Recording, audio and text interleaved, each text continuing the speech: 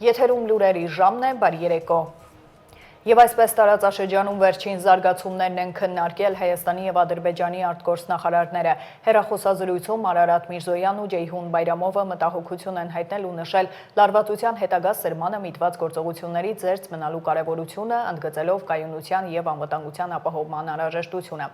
Նախարարները գոհունակությամբ նշել են Հայաստանի և Ադրբեջանի կայուն խաղաղության կարևորությունն ու մտքեր փոխանակել փոխադարձ հետաքրքրություն ներկայացնող հարցերի շուրջ։ Շարունակենք, եթե ընտրությունները լինեին հաջորդ կիրակի, ում կքվեարկեին քաղաքացիները։ Միջազգային հանրապետական ինստիտուտը փետրվարի 3-ից 13-ը հանրային կարծիքի ուսումնասիրություն է կատարել։ Արդյունքներով քաղաքացիական պայմանագիրը կստանա 29%, մեր ձևով ուժեղ Հայաստանը 11%, Հայաստան դաշինքը 4%, Բարգավաճ Հայաստան կուսակցությունը 2%, Հայաստանի շնորհապետական կուսակցությունը 1%, Վարդան Ղուկասյանը 1%, Միասնության թևերը 1%, Հանրապետություն կուսակցությունը 1%։ Հարցին, որ քաղաքական ուժին են ամենաշատը վստահում, քաղաքացիների 18%-ը ձայնատվել է Նիկոլ Փաշինյանին, Սամվել Կարապետյանին 6%-ը, Ռոբերտ Քոչարյանին 3%-ը, Գագիկ Ծառուկյանին 3%-ը։ Հայաստանի համար կարևոր գործընկերների թվում ըստ հարցումների առաջատարը Ռուսաստանն է, ապա Միացյալ Նահանգները, Իրանը, Եվրամիությունն ու Ֆրանսիան։ Հարցումների և տարածաշրջանում զարգացումների մասին են խոսել իշխող ուժի պատգամավորները։ Հարցին արդյոք լարվածությունը կարող է անդրադառնալ Միացյալ Նահանգների և Ադրբեջանի հետ պայմանավորվածությունների վրա, պատգամավորներն արձագանքել են, որ ռիսկերը հասցեագրվում են համապատասխան մարմիններին, իսկ պայմանավորվածությունների հետ կապված ռիսկեր չկան։ Ինչ վերաբերում է հարցումներին, ապա արդյունքը պարզ կդառնա հունիսի 8-ի առավոտյան, ասել են նրանք։ Մենք առաջ ենք շարժվում այն փաստաթղթերով, այն պայմանավորվածություններով, որը որ կա, եւ այս պահին որևէ ռիսկ չկա կապված Հայաստանի եւ ԱՄՆ-ի միջև, Հայաստանի եւ Ադրբեջանի միջև ձեռք բերված պայմանավորվածությունների հետ։ Եվ շատ կարճ մի նախադասությամբ էլ հարցումների մասին եւ խոսքը փոխանցել իմ գործընկերոջը, բոլոր հարցումներին հետևում ենք, մեզ համար քիչ թե շատ կանխատեսելի են այդ հարցումների պատկերը, բայց հարցումների իսկությունը եւ վերջնական արդյունքները մենք բոլորս միասին կտեսնենք հունիսի 8-ի առավոտյան։ Դուք հիմա կենտրոնանում եք ինչ որ ենթադրյալ ռիսկի վրա, իսկ արդյոք դուք տեսնում եք, որ այսօր մեր եռացող տարածաշրջանում Հայաստանը ինչ որ առումով խաղաղության կղզյակ է եւ մեր բալանսավորված հարաբերությունները մեր հարևանների հետ մեծապես նպաստել են դրան։ Եկեք սա գնահատենք որպես ելակետ, եթե մենք ուզում ենք ինքներս մեզ հետ անկեղծ լինել եւ ոչ թե ուղղակի այսպես գիտեք անհանգստացնենք մարդկանց, այլ տեղեկություն փոխանցենք մարդկանց, նախ գնահատենք, որ մենք ունենք խաղաղություն եւ փաստորեն մեր հաշվարկները, մեր քայլերը, մեր բոլոր ուրեմն այն հարաբերությունները, որ մենք հաստատել ենք բոլոր կողմերի հետ, սկսած ԱՄՆ-ից, վերջացած Ռուսաստան, վերջացած տարածաշրջանի երկրներ, բոլոր այն հաշվարկները, որ մենք արել ենք, պայմանավորվածությունները, որ մենք ձեռք ենք բերել, մինչ այս պահը ցույց են տալիս, որ հնարավոր դասավորվածության մեջ Հայաստանի համար ապահովում են լավագույն հնարավոր արդյունքը այս պահի դրությամբ։ Սա ուղղակի ես կարծում եմ, որ ճիշտ կլինի, որ մենք գնահատենք։ Ինչ վերաբերում է հարցումներին, մենք այո ճիշտ եք, այդ հարցումներով քաղաքացիական պայմանագիրը ունենում է մեծամասնություն եւ նույնիսկ ավելին քան պարզ մեծամասնություն, այո, ավելին քան պարզ մեծամասնություն, որովհետեւ այնտեղ կա 3/5-ի հարց եւ 2/3-ի հարց, որոնք տարբեր թվեր են, հա, կա 50% պլյուս 1, կա 3/5 ձայն եւ կա 2/3 ձայն, 3 տեսակի մեծամասնություն է լինում դրա մասին է խոսքը, բայց մենք հələ քարոզարշավը դեռ չի սկսվել, մենք դեռ մեր ամբողջ ասելիքը չենք ասել, կարծում եմ դա շատ լավ գնահատական են թվերը, որ երեք հրապարակվեցին, թե այսօր դրանք շատ լավ գնահատական են եւ այստեղ էլ ես խնդրում եմ դուք ոչ թե դուք ասում եք բա ուրա սահմանադրական մեծամասնությունը, կարծես սահմանադրական մեծամասնությունը այնտեղ այսպես պիտի պատրաստի դրած լինի կամ մենք ասել ենք, որ այնտեղ պատրաստի դրած է եւ դուք էլ հիմա մեզ հանդիմանում եք։ Մի հատ եկեք նկատենք, որ բազմաթիվ ուժեր եւ բազմաթիվ մարդիկ, բազմաթիվ լրագրողներ ասում էին, որ քաղաքացիական պայմանագիր կուսակցության վարկանիշը ընկել է, շատ ցածր է, նույնիսկ չգիտեմ, իշխանություն ձևավորելու հետ կապված կարող են խնդիր ունենան եւ այլ, Գյումրի երկու սցենարից էին ինչ որ խոսում եւ այլն, մի հատ սա գնահատենք։ Էլի ասեք ձեր հարցը, բայց մի հատ տեսնենք, թե ինչ է տեղի ունեցել, դրա վրա կառուցենք մեր հետագա հարցը։ Ոչ թե մոռանանք մեր նախորդ քննադատությունը եւ անցանկամից անցնենք երկրորդ քննադատությանը։ Ինչու է Հույդայի հանդեպ վստահությունը գահավիժել տարիների ընթացքում, հարցին Հայաստան խմբակցության պատգամավոր Գառնիկ Դանիելյանն է արձագանքել։ Պատգամավորը վստահ է, որ ծանրակշիռ ներկայություն են ունենալու խորհրդարանում, իրենց վարկանիշը բարձր է, ունեն իրենց հարցումները, որոնց համաձայն քաղաքացիական պայմանագիր խմբակցությունը իշխանության գալու շանս չունի։ Իրենք ունեն հանրության վստահությունն ու աջակցությունը, ասել է Գառնիկ Դանիելյանը։ Մենք էլ ունենք մեր հարցումները եւ այդ հարցումները բավականին, այսպես ասած, հուսադրող են եւ բավականին տարբերվում են այս հարցումներից, ինչը որ անցկացվել է կոնկրետ այդ կազմակերպության կողմից։ Մեր հարցումների արդյունքում քաղաքացիական պայմանագիր կուսակցությունը որևէ շանս չունի իշխանության գալու։ Այսինքն իրենց տոկոսները եւ իրենց հակավարկանիշը, նախ իրենց հակավարկանիշը ամենաբարձրն է, հետո իրենց տոկոսները որևէ մի կերպ հնարավորություն չեն տալիս իրենց մեծամասնություն ձևավորելու եւ հակառակը կա մի քանի, այսպես ասած, ձևավորված ուժեր, բևեռներ, որոնք շատ ավելի շատ հնարավորություններ ունեն, ինչը որ ներկայացված այդ հարցումների արդյունքում։ Ինչ է կարծում, ինչու է այս տարիների ընթացքում այս ուժի վարկանիշը նկատմամբ վստահությունը գահավիժել։ Ես չեմ կիսում ձեր կարծիքը, պարոն Կիրակոսյան։ Կներեք, դա իմ կարծիքը չի, դա այդ հարցման տարբեր հարցումներ կան, ինչից ենք վերցնում, որ օրինակ ամենայն հարգանքով բոլոր սոցհարցումներ իրականացնող կազմակերպություններին։ Ինչից ենք վերցնում, որ ինչ որ մի կազմակերպության սոցհարցումները պետք է հիմք ընդունենք, այն մի սոցհարցումները հիմք չպետք է ընդունենք։ Կարծում եմ, որ մենք դեռ չենք մտել, այսպես ասած, ակտիվ քարոզչական դաշտի մեջ, մենք չենք մտել ակտիվ ընտրական process-ների մեջ եւ կրկնում եմ, բոլոր հարցումների, նաեւ գետնի վրա հանդիպումները, նաեւ մեր գնահատականները հետեւյալն է, որ հավաքական ընդդիմությունը շատ ավելի շատ քվեներ ունի, քան Նիկոլ Փաշինյանը եւ իր սատելիտ ուժերը։ Սա մեր գնահատականն է, կրկնում եմ, այս ընթացքում շատ բաներ կարող են փոխվել, այն առումով, որ ընդդիմությունը հնարավորություն ունի իր քվեները ավելացնել, այսինքն իր ձայները ավելացնելու։ Նիկոլ Փաշինյանի ընկած վարկանիշը որևէ մի կերպ հետ բերելու հնարավորությունը ես չեմ տեսնում։ Մեր վարկանիշը բավականին բարձր է եւ մենք վստահ ենք, որ ապագա ընտրություններում մենք շատ ծանրակշիռ ներկայություն ենք ունենալու ազգային ժողովում։ Վարկանիշը չի հետաքրքրում, պատիվ ունեմ խմբակցությանը, ինչու հանրապետական կուսակցությունը ներառված չէ ցանկում, արդյոք ժողովուրդն իրենց մոռացել է, հարցին Հայկ Մամիջանյանը բացատրություն չունի։ Խմբակցության ղեկավարն ասել է, որ իրենց հետաքրքիր է միայն վարչապետի հեռացումը։ 3 ամիս դեռևս կա, դեռևս բոլորը չեն հայտարարել, դեռևս ոչ մի ցուցակ հրապարակված չի, դեռևս վարչապետի տեխնացուների կեսն են միայն հրապարակված, բայց այնուամենայնիվ, որ տենց ուրախ տարածում են, դա իրանց վնաս է։ Այս հարցման արդյունքներով սոցիոլոգիական բանաձևերի կիրառմամբ Փաշինյանը 50-ից պակաս է հավաքում։ Եվ ամենակարևորը, սա ավելի շատ մեր անելիքն է։ Տեսակ, որ այդ հարցման մեջ ավելի շատ էին մարդիկ, որոնք թերահավատ էին թրիփին, քան հավատում էին, եւ հայ առաքելական Սուրբ եկեղեցու վարկանիշը, դրա նկատմամբ վստահությունը բարձր էր եւ աճում էր։ Հետևաբար մեզ ընդդիմադիրներից մնում է մենակ մեկ բան՝ մեր սիրելի քաղաքացիներին բացատրել,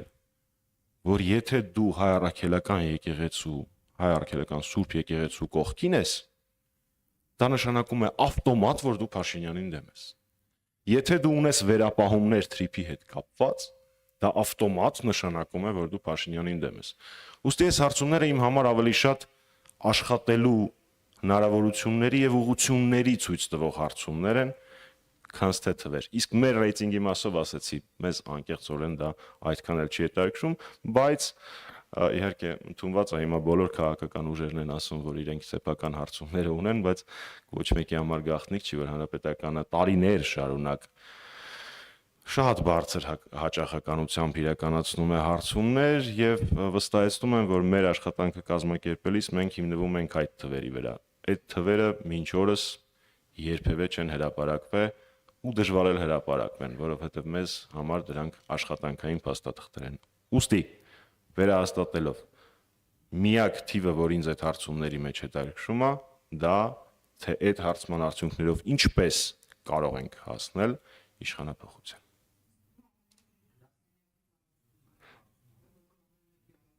Չնայած ձեր հարցը չէր լսվել, որտեղ միկրոֆոնը չեք միացրել, դուք կասկած էիք ասում, որ ամեն մեկը իր գրասենյակի տարածքում անում է հարցումը։ Հանրապետականի դեպքը դա չի։ Հանրապետականի իրականացրած հարցումները իրենց ներառականությամբ, ընտրանքի ծավալով եւ պրոֆեսիոնալիզմով առնվազն չեն զիջում հրապարակված ոչ մի հարցման, եթե չասեմ ավելին են հաշվի առնելով դրանց պարբերականությունը եւ այն պրոֆեսիոնալներին, որոնք դրանով զբաղվում են։ Վերջին օրերին Հնդկաստանում Հայաստանի դեսպանությունն իր գործառույթներն իրականացնում է արտակարգ ռեժիմով։ Հնդկաստանում եւ Շրի Լանկայում Հայաստանի Հանրապետության քաղաքացիների վերաբերյալ տեղեկություն է հավաքագրվել, դիտարկվել նրանց վերադարձի հնարավորությունը։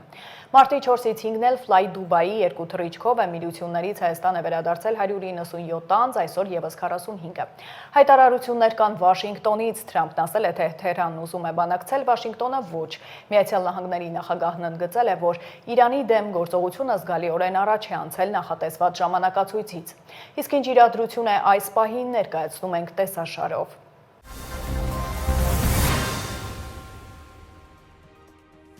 Իրանի արտաքին գործերի նախարար Աբբաս Արաղչին իր ադրբեջանցի գործընկեր Ջեյհուն Բայրամովի հետ զրույցում ընդգծել է, որ Իրանը Նախիջևանի ուղղությամբ որևէ հարված չի իրականացրել, հավելելով, որ Իրանի զինված ուժերը հետաքննություն է անցկացնում այս հարցի վերաբերյալ։ Արաղչին ընդգծել է Իրանի հանձնառությունը բարիդրիաթիական քաղաքականությանը, նշելով, որ Իսլամական Հանրապետությունը ձգտում է Ադրբեջանի հետ կապերի ընդլայնման բոլոր ոլորտներում։ Մարտի 5-ին Ադրբեջանի արտաքին գործերի եւ պաշտպանության նախարարությունները Իրանին մեղադրել էին Նախիջևանի օդանավակայանին ԱԹՍ-ներով հարվածներ հասցնելու համար։ Եվս մեկ ԱԹՍ ընկել էր դպրոցի մերձակա տարածքում։ Միջադեպի հետևանքով տուժել էր 4 մարդ։ Ռուսաստանը երկխոսության մեջ է Իրանի ղեկավարության հետ եւ կշարունակի շփումները։ Այս մասին հայտարարել է Ռուսաստանի նախագահի մամուլի քարտուղար Դմիտրի Պեսկովը։ Մենք երկխոսության մեջ ենք իրանական կողմի հետ։ Մենք երկխոսության մեջ ենք Իրանի ղեկավարության ներկայացուցիչների հետ եւ մենք անպայման կշարունակենք այս երկխոսությունը, ասել է Պեսկովը, սակայն լրացուցիչ մանրամասներ չի տրամադրել, թե արդյոք Մոսկվան օգնում է Թեհրանին։ Ավելի վաղ Իրանի արտաքին գործերի նախարար Աբբաս Արաղչին հայտնել էր, որ Ռուսաստանը եւ Չինաստանը օգնում են Իրանին քաղաքականապես եւ այլ ձևերով։ Իրանի արտաքին գործերի նախարարը հրաժարվել էր այլ մանրամասներ հայտնելուց։ Իրանի առաջնորդության խորհուրդը հանդիպել եւ քննարկել է, թե ինչպես անցկացնել երկրի փորձագետների ժողովի նիստը, որը կընտրի երկրի նոր գերագույն առաջնորդին։ Առաջնորդների խորհրդի կազմում են նախագահ Մազուդ Փեզեշքյանը, դատական իշխանության ղեկավար Ղոլամ Հոսեյն Մոհսենի Էջեհին եւ հոգեվորական այաթոլլա Ալի Ռեզա Արաֆին։ Գերագույն առաջնորդի ընտրության վերաբերյալ սակայն մանրամասներ չեն հաղորդվել։ Իրանի դեմ Ամերիկա-իսրայելական ավիահարվածների ժամանակ հարձակման են ենթարկվել փորձագետների ժողովի հետ կապված շենքերը։ Հարվածների հետևանքով զոհվել է Իրանի գերագույն առաջնորդ այաթոլլա Ալի Խամենեին։ 1989 թվականին Իսլամական Հանրապետության հիմնադիր Իմամ Խոմեյնի մահվանից հետո նա Իրանը ղեկավարում էր 37 տարի։ Իրանի Կարմիր մահիկի ընկերությունը հայտնել է, որ ԱՄՆ-ի եւ Իսրայելի ավիահարվածների հետևանքով երկրում զոհերի թիվը հասել է 1332-ի։ Իր հերթին UNICEF-ը հայտնել է, որ զոհերի թվում կա առնվազն 181 երեխա։ Լիբանանում իսրայելական հարվածների թիվը հասել է առնվազն 123-ի։ Իսրայելը հայտնել է 11 զոհի մասին։ ԱՄՆ-ն ավելի վաղ հայտնել էր, որ ամերիկացի զինծառայողների շրջանում զոհերի թիվը 6-ն է։ Ըստ Reuters-ի հաշվարկների Մերձավոր Արևելքի երկրներում զոհերի թիվը հասել է շուրջ 25-ի։ Իսրայելը եւ ԱՄՆ-ն Իրանի դեմ գործողություններ են սկսել փետրվարի 28-ից, հայտարարելով, որ ռազմական արշավի նպատակն է Իրանին հրթիռային ծրագրերից եւ միջուկային զենք ստեղծելու հնարավորությունից զրկելը։ Իրանը պատասխան հարվածներ է հասցնում Իսրայելին, ինչպես նաեւ տարածաշրջանային երկրներում տեղակայված ամերիկյան ուժերին։ Իրանի դեմ հարձակման ֆոնին լիբանանյան Հեզբոլլահ շարժումը հարվածներ է հասցնում Իսրայելին, որն էլ պատասխան համապատասխան հարվածներ է հասցնում Լիբանանի տարբեր շրջաններին, այդ թվում մայրաքաղաք Բեյրութին։ Իրանի զինված ուժերը հայտարարել են, որ առաջիկա օրերին կակտիվացնեն եւ կընդլայնեն թշնամու դիրքերի վրա հարձակումները։ Նաեւ հաղորդվել է իսրայելական եւ ամերիկյան թիրախներին նոր հարվածներ հասցնելու մասին։ Կենտրոնական շտաբի խոսնակի հայտարարության համաձայն Իրանի ռազմաօդային եւ ռազմածովային ուժերը պայթուցիկ անօդաչու թռչող սարքեր են արձակել Իսրայելի ուղղությամբ, հարվածելով Ռամաթ Դավիդի ավիաբազային եւ Մերոն լեռան ռադարային կայանին։ Հայտարարության մեջ նաեւ ասվում է, որ ռազմածովային ուժերի հարվածային անօդաչու թռչող սարքերը թիրախավորել էին Քուվեյթի Ալ-Օդեյրի ճամբարում ամերիկացիների գտնվելու վայրը։ Բացի այդ, կենտրոնական շտաբը հայտնել էր, որ բանակի ցամաքային ուժերն անօդաչու թռչող սարքերով հարձակում են իրականացրել Իրաքյան Քրդստանի մայրաքաղաք Էրբիլում ամերիկյան շտաբի վրա։ Քրիստի Նոեմը, որը վերահսկում էր Թրամփի վարչակազմի կոշտ ներգաղթային քաղաքականությունը, մարտի վերջին կլիքի ներքին անվտանգության նախարարի պաշտոնը։ Նրա փոխարեն նախագահ Դոնալդ Թրամփը առաջադրել է հանրապետական սենատոր Մալինիի թեկնածությունը։ Այդ մասին Թրամփը հայտարարել է հինգշաբթի իր Truth Social սոցիալական ցանցում։ Քրիստի Նոեմի պաշտոնակությունը նախաձեռնել են ներկայացուցիչների պալատի դեմոկրատները։ Նրանց պահանջներին միացել են մի շարք հանրապետականներ։ Նոեմին, որը հայտնի է միգրանտների հասցեին իր խիստ հրապարակային քննադատությամբ, հրաժարական է ներկայացրել Մինեապոլիսում ներգաղթի ծառայությունների աշխատակիցների կողմից ԱՄՆ երկու քաղաքացու Ռենե Գուդի եւ Ալեքս Փրեթիի սպանության շուրջ սկանդալի պատճառով։ Արմինե Գևորգյան, Update լրատվական։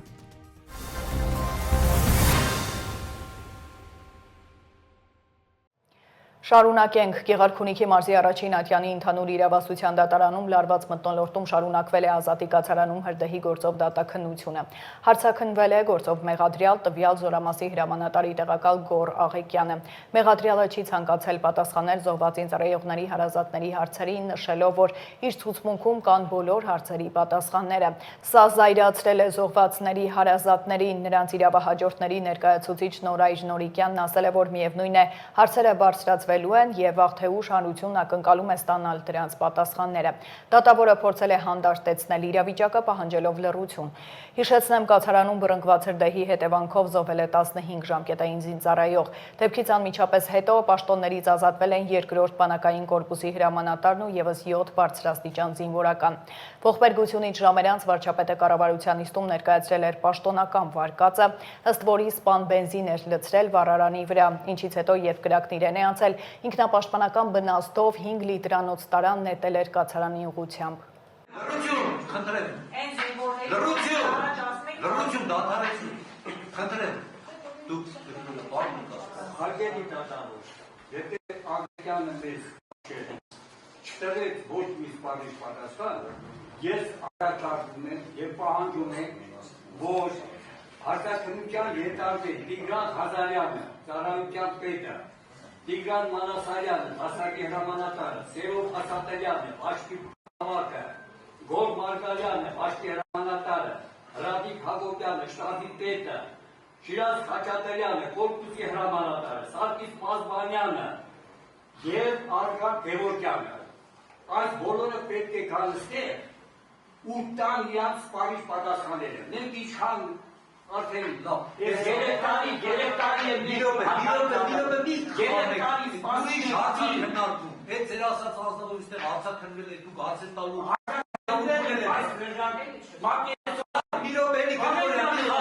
Բայց հիմա մեզ ընկեր Աղեկյանը ասել մենք խոսացել ենք։ Ես եթե ինչ որ լինի ես ավելի բացահայտեմ ասեմ։ Բայց հիմա արդեն թող բացահայտել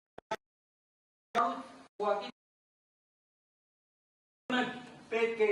օրենքով այս նշված մարդիկ կան եւ պատասխան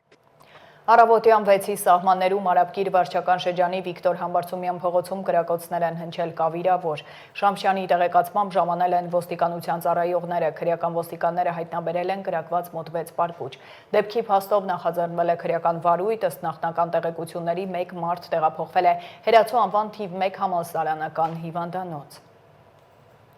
Առավոտյան Կոտայքի մարզային օպերատիվ կառավարման կենտրոնը հազանգեստացվել, որ գազալցակայաններից մեկում տեղի է ունեցել պայթյուն կատուժած։ Ներքին գործերի նախարարության փրկարար ծառայությունից հայտնում են, որ դեպքի վայր է մեկնել Հրշեջ փրկարարական ջոկատից մեկ մարտական հաշվարկ։ Պարզվել է, որ պայթյունը տեղի է ունեցել Երևան-Սևան ավտոճանապարհին գտնվող գազալցակայաններից մեկում Օպելում։ Վարորդն այրվածքներով հոսպիտալացվել է, մինչև Հրշեջ փրկարարների կանչի վայր հասնել է, հրդեհը մարվել է տեղի ուժերով։ Մեքենայի սրահը մասամբ այրվել է։ Այսօր գիշերն Արարատի մարզային օպերատիվ կառավարման կենտրոնը հազանգեստացվել, որ Սայաթ Նովա բնակավայրի մոտակայքում տեղի է ունեցել ճանապարհատրանսպորտային պատահար, անհրաժեշտ է փրկարարների օգնությունը կատուժած։ Այս մասին հայտնում է փրկարար ծառայությունը։ Պարզվել է, որ Օպելը գլխի վայր շրջվել է, տուժածը հոսպիտալացվել է, փրկարարները հոսանքազրկել են մեքենան և փակել գազի բալոնի փակկանը։ Եվ հանրապետության տարածքում վաղը շրջանների զգալի մասում սպասվում են տեղումներ, լեռնային և նախալեռնային հատվածներում ձյան, հովտային հատվածներում ձնախառն անձրևի և անձրևի տեսքով։ Լեռնային շրջաններում սպասվում է նաև բուք, ցածր հորիզոնական տեսանելիություն։ Մարտի 10-ից 11-ը եղանակը կլինի առանց տեղումների, օդի ջերմաստիճանը կնվազի 2-ից 5 նիշով։ Այսքանը դուք դիտում էիք Update լրատվականը, հիշեցնեմ վայրկյաններ անց հարցազրույցն է Իրանի շուրջ վերջին զարգացումների վերաբերյալ բաց չթողնեք, իսկ ես ձեզ հրաժեշտ եմ տալիս և մաղթում հաճելի հանգստյան օրեր։